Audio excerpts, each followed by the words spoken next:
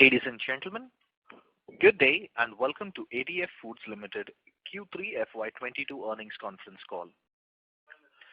As a reminder, all participant lines will be in the listen-only mode, and there will be an opportunity for you to ask questions after the presentation concludes.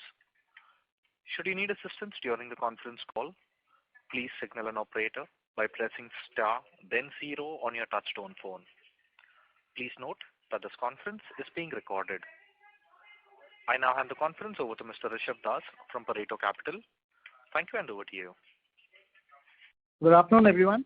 This is Rishabh Das from Pareto Capital. We represent investor relations for ADF Foods. On behalf of ADF Foods, I welcome you all to our Q3 and 9 months FY22 earnings conference call.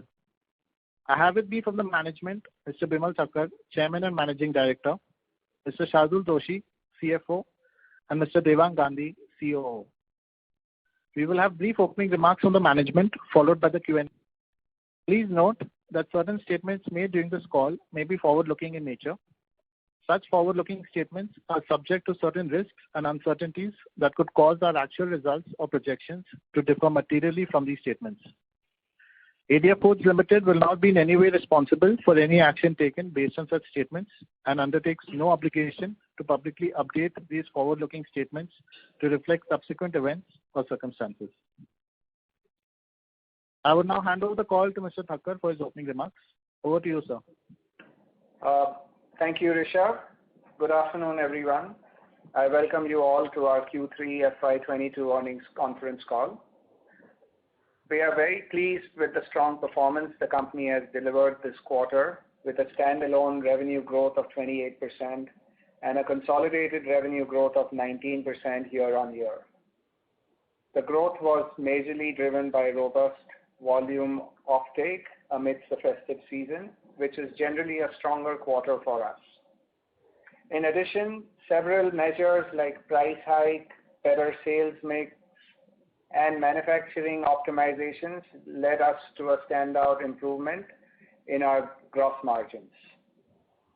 These measures helped us counter the impact from rising freight and other input costs and helped us maintain our EBITDA and profitability. We also saw a favorable quarter from our distribution business with revenues of 26 crores, a growth of 67% year-on-year. We continued to see strong demand in both our US and UK markets from the segment. As I had mentioned previously, our goal for our distribution business is to expand product range and enter new markets. On that end, I'm proud to announce of our recent alliance with Patanjali Ayurved Limited, where we've undertaken exclusive distribution of their products across UK and Western European markets. This alliance will offer significant opportunities to our company to expand our product basket with our retailers. By leveraging our robust global distribution network, we can deliver complementary product categories directly in stores and offer a wider range of products to our consumers. This alliance will also help us further engage with the growing Indian diaspora in Europe. Lastly, in terms of capacities, our debottlenecking and modernization efforts are undergoing in our existing manufacturing units. Additionally, we have brownfield expansions underway at our current facilities. Together, these efforts are expected to unlock additional capacities of around 20%. Our focus remains on investing in building a strong distribution network and control a higher portion of the value chain. We have invested in distribution centers and warehouses to engage in direct distribution. This helps us gain control of our supply chain and enables direct reach to retailers, thereby pushing our products and retaining distribution margins. This is all from my side. I hand over the call to Shardul for the financial update. Thank you. Thanks, Bimal. Let me brief you on the financial highlights for this quarter. In Q3 FY22, our total consolidated revenue stood at rupees 119 crores, up 19% compared to the same quarter last year. Our core standalone business comprising exports of processed foods, registered a robust growth of 28% Y-on-Y from rupees 68 crores to rupees 87 crores. Distribution business also saw a good revenue growth at rupees 26 crores for this quarter. We have witnessed a strong growth this quarter and are confident of demand and volume expansion going forward. As Bimal mentioned, our pricing and product optimization measures helped us attain strong gross profit growth this quarter. Gross profit increased 53% Y-on-Y to rupees 65 crores on consolidated basis, and margins improved from 42.5% in Q3 FY21 to 54.5% this quarter. We also continued to witness rising freight costs, which had impacted our margins. However, robust gross margin helped lighten the overall impact on EBITDA and profitability. EBITDA stood at rupees 20 crores with a margin of 16.9%. PAT for the quarter is rupees 14 odd crores with a margin of 11.5%.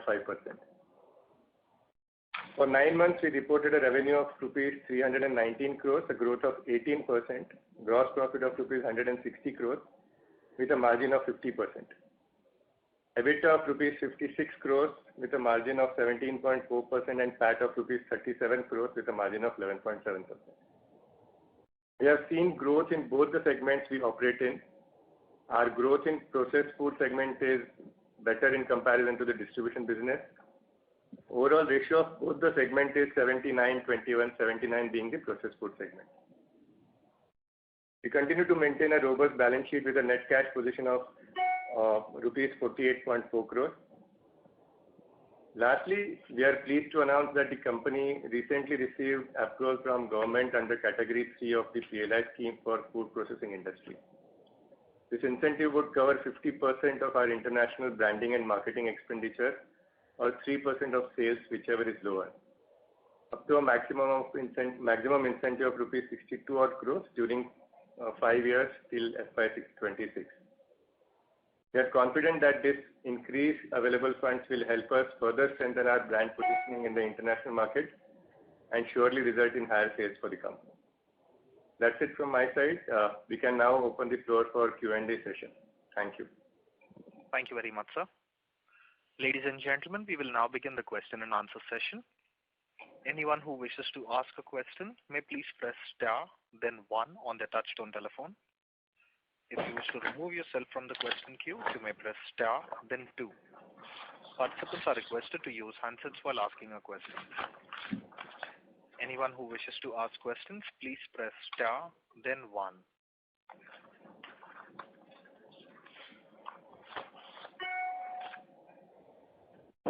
The first question is from the line of Ravi Naredi from Naredi Investments. Please go ahead. Thank you very much to giving me opportunity, Vimalji. Really, you have done a wonderful work for this quarter also. Sir, any figure of sales and commission will you update for Patanjali product for financial year 23? So, we will be the Patanjali business. You will start seeing only in this next financial year, and our estimate for the first year is going to be about close to $2 million or about 15 crores. That is what we are expecting in year 1. In terms of margins, the gross margins, we expect around anywhere between 15 to 20% gross margins on this. Very nice. Very nice, fantastic figure. Sir, this quarter, food inflation was very high. So what is the impact on our cost of goods produced and how you overcome this burden? Any price increases you have done or we are going to done in future? So as I mentioned, we've been able to maintain our margins through some amount of price increase, better product mix, and reducing our costs. And we continue to do that as we speak. Even in this quarter, we are increasing rates for certain items, and we will continue to optimize costs and sell more higher margin products. Right, sir. Right. And what is the freight cost in quarter four, and when you think it will be normal one? So, I hope it's anyone's guess. We really hope that this freight, various governments from all the countries should intervene and try and put pressure on the shipping companies, because the freight costs have gone totally out of control. I mean, where it used to be 7% for us in a normal situation, we are at the moment at about 19%. So it's a 12% increase, and despite that, we've still been able to maintain margins. So, once things normalize, it'll get much better for us from both our margin structure, and also we'll be able to push in more throughput. Right, sir. And last, sir, what is Surat facility performance in quarter three in top line, and what will be in quarter four? So the Surat facility which we have was operating at about 65% in Q3, and in Q4 we hope it gets to about 75 to 80%. Very nice, sir. Very nice. Thank you very much, sir. All the best, sir. Thank you. Thank you very much. Welcome. Thank you. The next question is from the line of Nayan Gala from Ortega Wealth. Please go ahead. Hello. Yes. Hello, can you hear me? Yeah. Sir, congratulations on a good set of numbers.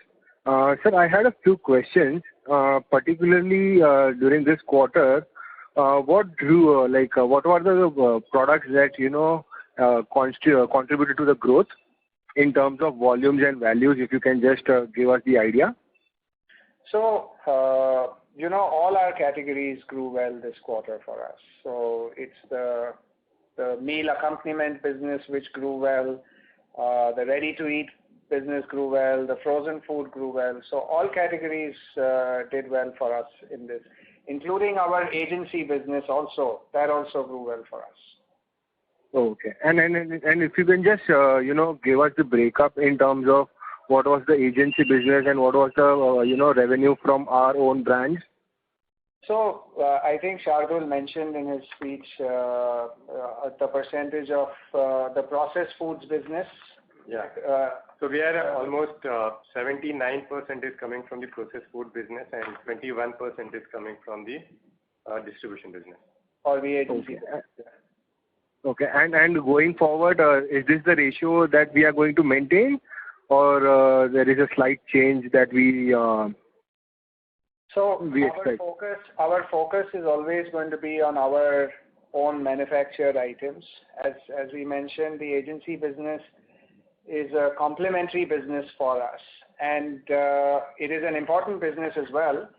So I think we will try and, it could go up to a 70-30 kind of a mix, 75-25, it depends. But majority of the business will be our own processed foods business.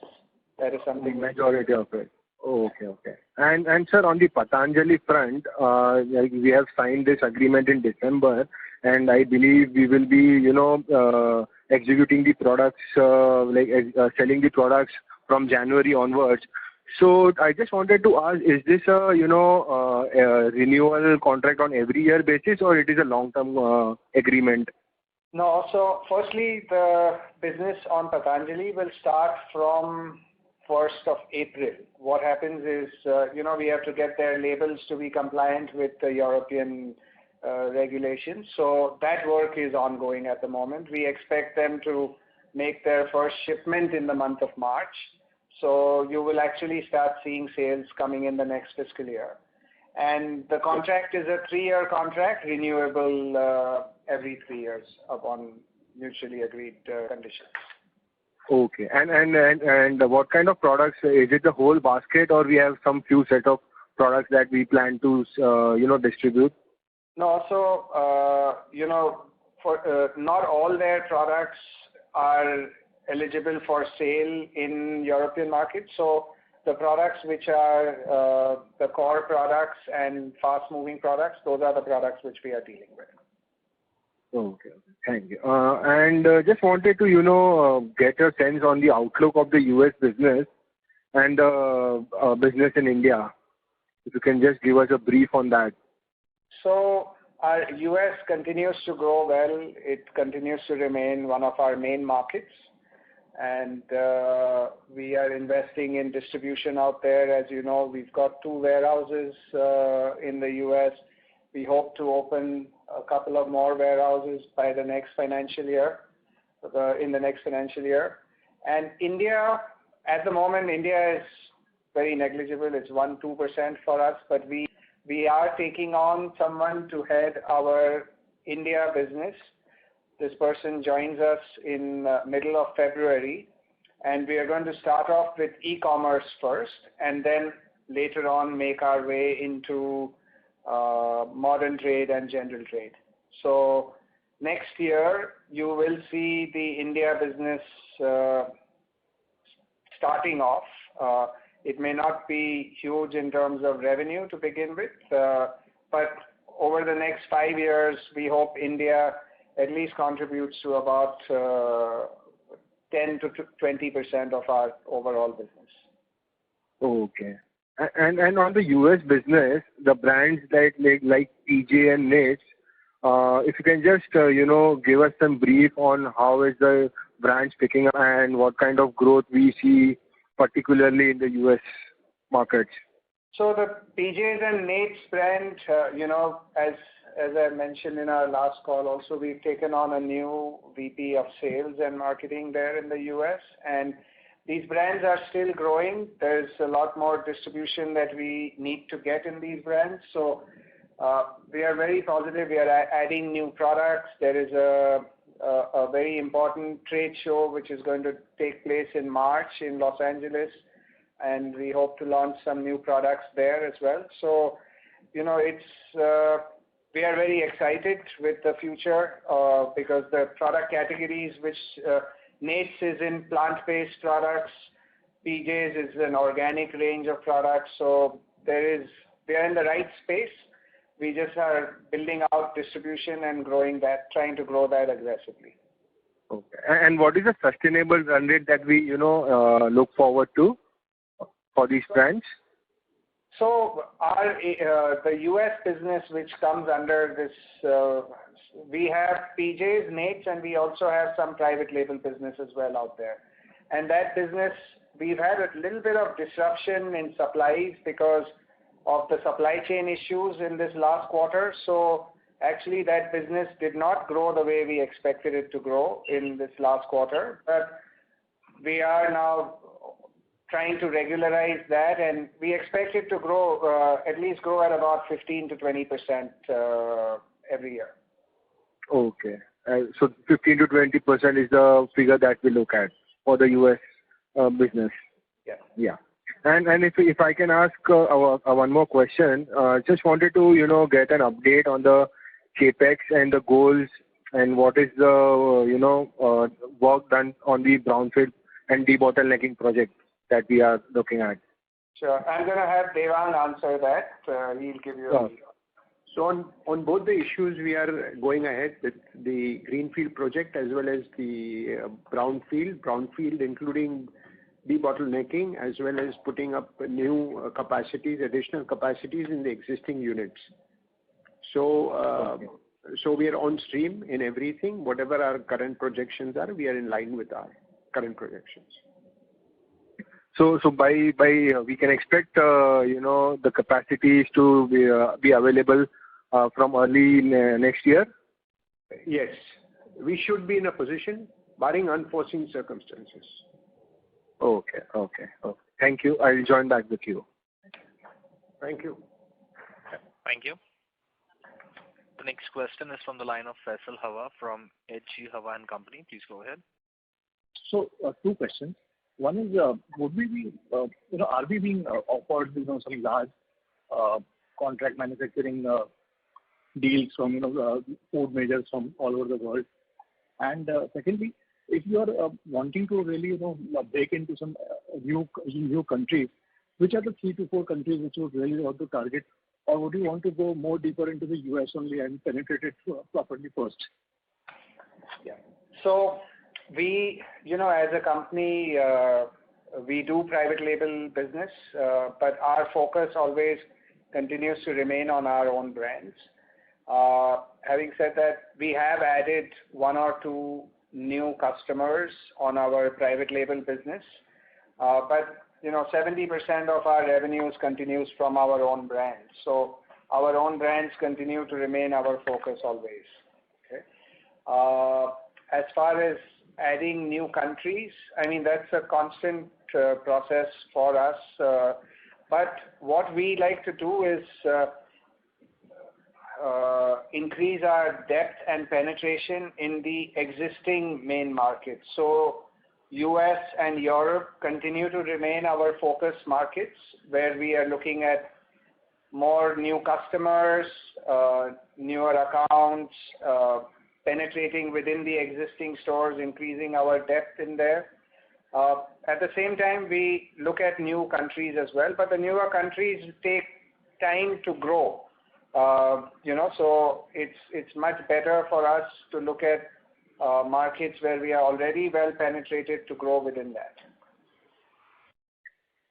And sir, what are the kind of executives we are wanting to hire, and which are the kind of tools that we look at to really hire them from? I didn't understand. What was the question? So I think the next level of expansion will take place from hiring very good executives in sales, sure, particularly. So which are the kind of tools that we are attracting, and which are the kind of pools of people whom we look at, and which companies are they presently employed in? So it's a mix of various things, right? You have headhunters who we appoint. There are people through word of mouth. So and then there are people who we meet at trade shows. So it's a combination of various things how we attract people. But headhunters is definitely one of them. Are you finding it more easy now than say like 7 to 8 years back? Where that was. Yes. The whole company has changed and evolved in these last 7-8 years. Correct. So yes, attracting talent is much easier compared to what it was 7-8 years ago. Thank you so much, sir. Thank you. Thank you. A reminder to the participants, to ask a question, please press star, then 1. The next question is from the line of Mayur Niman from Profit Mart Securities. Please go ahead. Thank you for the opportunity and congratulations for the good set of numbers. I just want to ask what is the outlook for the next few quarters or next year? So can you share your thoughts? So we, barring any kind of disruptions which could take place because of COVID and supply chain, we hope to continue to maintain this kind of trajectory and growth levels even in the next year. Okay. Thank you, sir. Thank you. Thank you. The next question is from the line of Sanamdeep, Edge West Company. Please go ahead. Hi, sir. Am I audible? Yes, you are. Yeah, sir, I just wanted to know that as we are seeing the agency distribution business is the next growth leg of our business. So how are we seeing the competitiveness in that business? Meaning to say, for today, Patanjali and Hindustan Unilever as Blue Gold is distributed by us in another country. So if the company gives a whole order to any other company, so how are we seeing that thing? Meaning to say, if any company gives that business to another company, then whole of the business end up there with that company. So how are we seeing this thing? See, the agencies which we have, those brands are very strong brands. They have a strong following, both Patanjali and Unilever products. So, they have competitors, but they also have their own strength and loyal consumer base. So and it's very complementary to our product range. So that, along with our products, gives us a much stronger position with the retailers, and we are able to service our retailers who are our end customers in a much better way. So So our main focus is their cross-selling. Meaning to say, to increase our business in that way. Cross-selling is the main focus. Yes, absolutely. My last question is that, sir, as I seen in your annual reports or in your financial from 2011, 12, or 13, 14, the dividend payout ratio is about 40 to 50 to 60%. But today, if I see the dividend payout ratio is about 14 to 15%, and if we are doing brownfield expansion and debottlenecking, I think we can increase the dividend payout, or you have some different thoughts on it. No, so, right now, we will continue. We should, as a company, we intend to keep maintaining our track record of being a dividend-paying company. We have a lot of expansion plans, inorganic plans, so I don't know how much more we'll be able to increase. We need to keep the cash also for all these plans. So, we will, as a company, as I've said, we will maintain our dividend paying record, but I don't see a huge increase in dividend payouts at this point. Okay, sir. Thank you so much, and the best of luck before next year. Thank you. Thank you. The next question is from the line of Dhiral from Phillip Capital. Please go ahead. Yeah, good afternoon, sir. Thanks for the opportunity. So what kind of investment that we are going to incur under this PLI scheme? What kind of what? Investment, sir. Oh, for the PLI, this is basically for sales and marketing support, right? So it's branding, advertising, promotion, things which we are already doing as a company. And with the support which we've got from the government, we will be able to increase our spend more, and which in the long term will help our brands become stronger and grow our business as well. Okay. And how this will help to augment our overall sales? Well, as you get, when you are spending and being aggressive on your sales and promotion, you have that much more exposure and awareness for your brand. So it is definitely going to help increase the sales of the products. Dhiral, just to add to what Vimal said, unlike other PLIs, this is not on the incremental sales or incremental capacities which company has to do. This is especially for food and F&B industry, where the ministry wants the brands to become stronger in the international market and get more exports, which thereby country also gets more foreign exchange. So this is a very specific scheme under PLI which is meant only for the food processing industry. So will this help to improve the overall margins? Well, what happens is 50% is subsidized by the government. So it will help us in that sense to improve our margins as well. Okay. And so what is our capex plan for next year? As you said, we are debottlenecking the capacity by 20%. So what is the capex required for that? And for the greenfield plant that you were talking about? 20. Yeah, the capex plan is the debottlenecking should be in the region of about 50 to 70 crores. That's greenfield. Yeah. So this is greenfield. Yeah, and for the debottlenecking, we should be spending about 20 crores. So this will take our capacity, overall capacity too, sir? So this will take our overall capacity to at least 30% of what we have. Okay. Got your point, sir. Thank you so much, sir. Thank you. The next question is from the line of Richa from equitymaster.com. Please go ahead. Sir, thank you for the opportunity. Sir, I wanted to understand, how the product mix has moved, because there has been a significant improvement in the gross margins. Which are the products that are leading to this? And going forward, whatever product launches we have, will they be towards, higher range of value-added products where we're getting higher margins in frozen foods, or accomplishment kind of thing? So if you could share some light on that.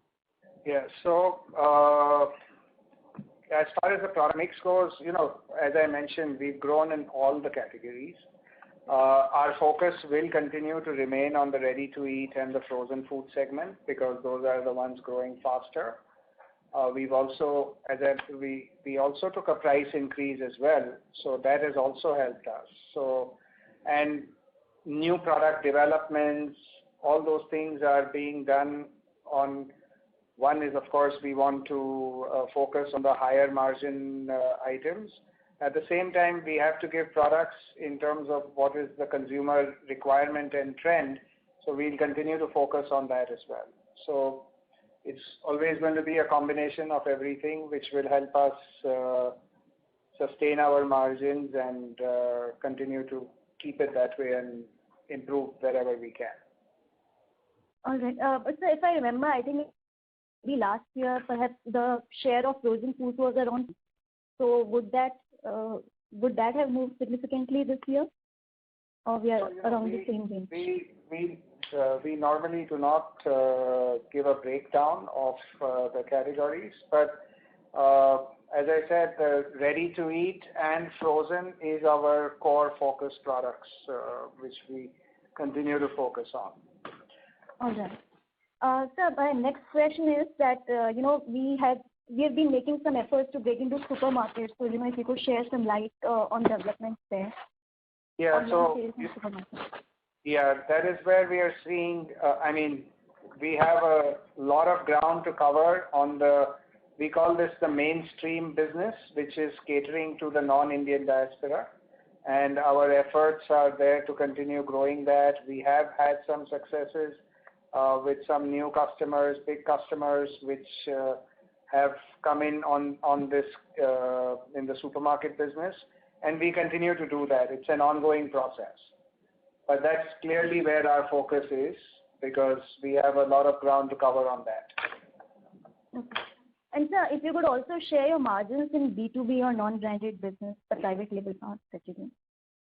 So all I can say is we have healthy margins in those businesses because these are also value-added products.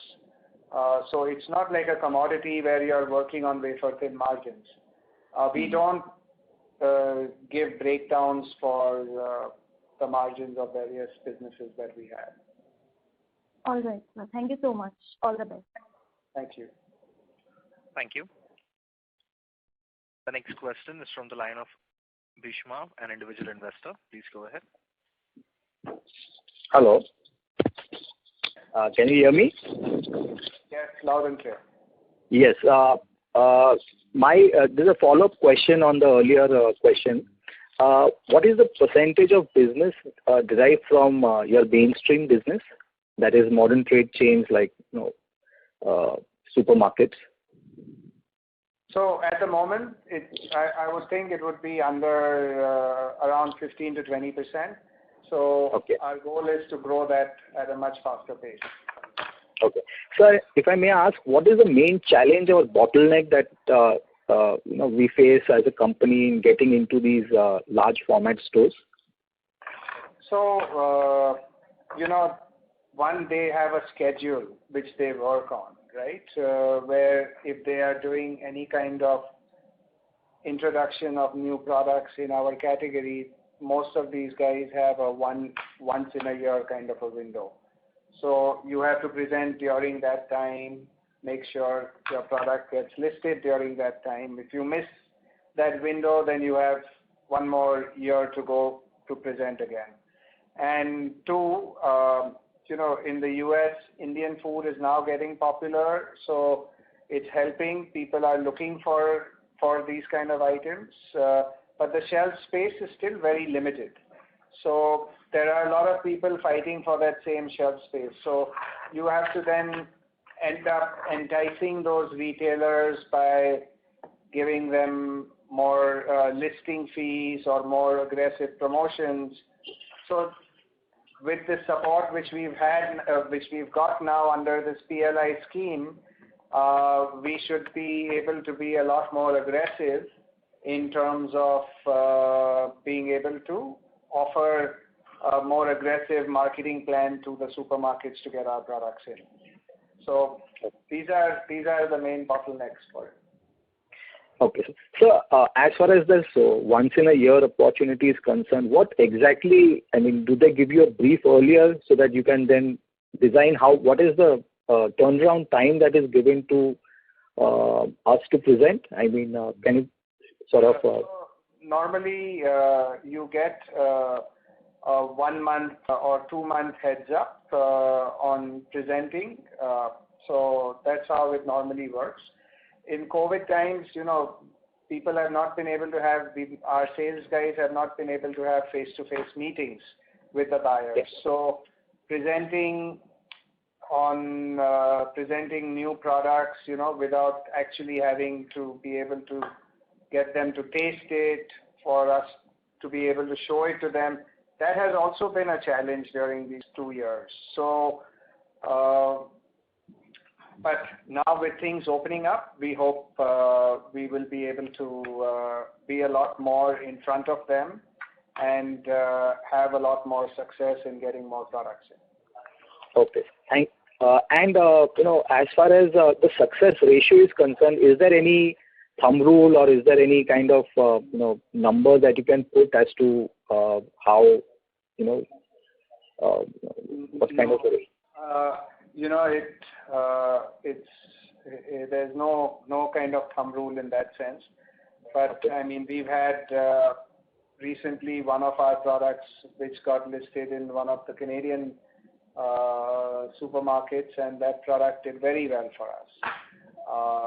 So, there is no thumb rule, unfortunately. Okay. Okay, sir, and the last question is on the QSR side. Is there, again, what is the percentage of business that we, get from the QSR side? So, we are now going to focus on supplying to, most of our business is B2C at the moment. We have some amount of business which goes to the restaurants, which we call the food service or the HoReCa. QSR is another vertical within that. So we are now focusing on tapping the QSRs. So the likes of, you have your Barbecue Nation here in India. There is another aggregator called Kitopi, which is there in the Middle East. So, and similarly, you have companies like that in the US. So we are now making a focused effort to cater to the whole QSR thing and creating products which can work for them, because that whole category is growing very fast. So we want to be part of it. We have the infrastructure and the back end for it. We just need to modify a few things in terms of the packing size, etc. So we are doing that, and that will be a new vertical which we will focus on and try and grow.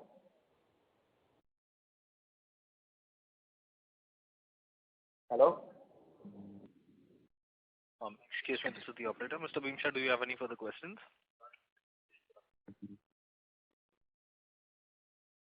As there's no response, we take the next question from the line of Saurabh Shashikant Trivedi, an individual investor. Please go ahead. Good evening, sir. Saurabh here. I have a question. The freight cost is here to stay. Right? I think it stands the world will open more eagerly towards demand and all. So are we planning with Indian government or any government throughout the world that they pressurize this freight people to reduce their cost? I mean, I'm hoping they do. We've been discussing with various, like the CIIs and the FICIs.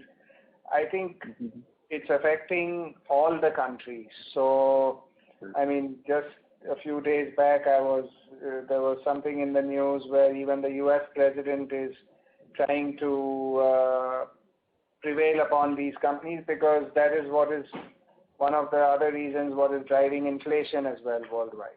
So I hope there is a concerted effort by all the various countries to try and get this under control, because it's affecting the whole world. And sir, if nothing happens, are we okay with increasing cost? I mean, like the MRPs of our product? We have done that already, right? So, I mean, if you can imagine from 7% to 19%, if my cost has gone up and yet I've been able to maintain our margins, it's been because some price increase has happened, better product mix has happened, better efficiencies at our end. So it's a constant thing which we will continue to do. Okay. Okay. Thank you so much, sir. Thank you. Thank you. The next question is from the line of Ravi Naredi from Naredi Investments. Please go ahead. Thank you very much for the again opportunity. Sir, how much top line may we get by this 50 to 70 crore capex which you have mentioned in earlier question? So we normally look at a 2.5 times to the investment which we make in capex. So the 50 crores should be able to get us to about 125, 130 crore top line. Okay. And for this 62 crore PLI incentive, how much capex we need to do? We don't have to do any capex. This is on marketing support. Oh, marketing support. Thank you very much. Thank you very much. Okay. Okay. Thank you. The next question is from the line of Faisal Hawa from HG Hawa and Company. Please go ahead. So, sir, a lot of these cloud kitchens are also now coming in. A lot of self-entrepreneurship-based businesses, are able to now sell by cooking their own food over Swiggy, Zomato. And this is a worldwide phenomenon now. And there's a lot of social commerce could come in also. So how are we actually, placing ourselves in this space by, actually either advertising on social media or, making ourselves more aware, with as to what our products are? No, so as I mentioned earlier, we are now making a focused effort to cater to these QSR/cloud kitchen people. So, we are approaching all the big guys, even in India. So we already had initiated dialogue. I'm sorry, you've got my question wrong. I'm talking of this like a B2C to B, where you sell to a self-entrepreneur who manages the cloud kitchens and then in turn sells to the consumer again, and not to these would not be actually QSR. They would be like no. So so a lot of these cloud kitchens are actually buying out the QSR brands and producing. So they have a front end and they have the cloud kitchen as well. So take your Rebel Foods and all these guys. They have been buying out a lot of these QSR brands. They started off as cloud kitchens and then started buying off the QSR brands. So we are talking to all these big aggregators to see how we can help in being part of their supply chain. Okay. Right? So we are making some big efforts on it. And We are making a focused approach and going to have a separate vertical, separate person manage this business for us, because we have the back-end infrastructure already in place. So, and like you correctly said, that whole industry is growing very fast. So we want to be part of that whole supply chain in there. So we are making a very concerted effort. Early movers would actually, close out a lot of other people who could come in later, because generally our execution has always been perfect. No. So we've already initiated that. It's been since the last couple of months, and we hope to at least tie up with one of them very soon. So we are at that stage right now where we are giving samples, working on some products for them. So that is going on, and we clearly see that as a good opportunity. Thank you so much. Thank you. Thank you. Participants who would like to ask questions, please press star, then 1.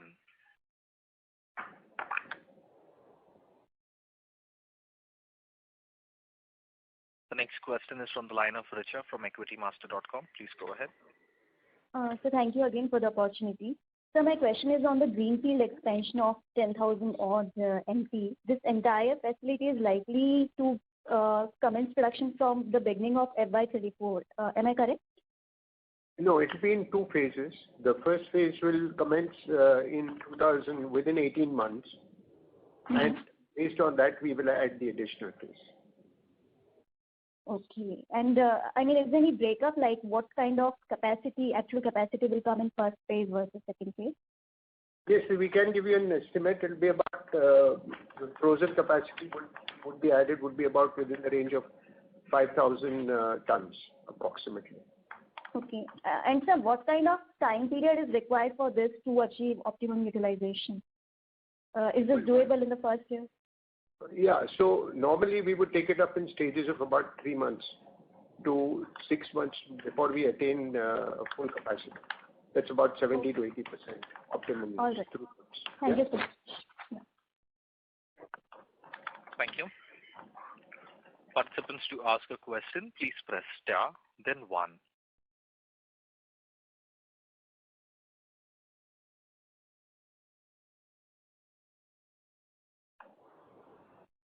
Anyone who would like to ask questions, please press star, then 1.